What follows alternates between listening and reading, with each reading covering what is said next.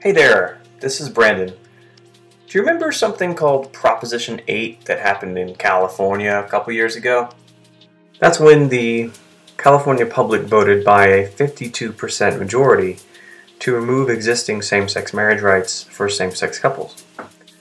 Washington State voted in its own marriage equality law in February of this year. Just like in New York a couple years ago, the government got together in Olympia, its capital, and voted into law a bipartisan bill signed by the Governor Gregoire to bring marriage equality to Washington State. Sadly, before the first same-sex couples could get married under the new law in Washington State, the same people who brought us Prop 8 in California started up their old tricks up in Washington State and brought us Referendum 74.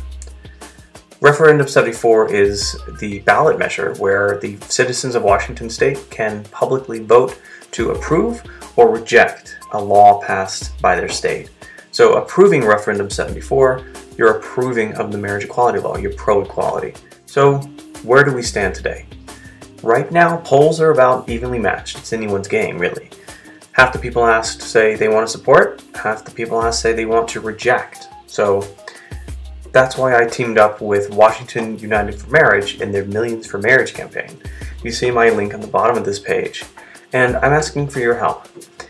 All of those lies and misinformation pieces and scare tactics that we're going to hear in Washington State very soon need to be countered with fact and our stories and our personal experiences to convince voters that the lies they're hearing about the evils of same-sex marriage simply have no basis.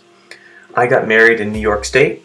This is my wedding ring, and this is a photo from our wedding to my husband Alexis. We now live in San Francisco.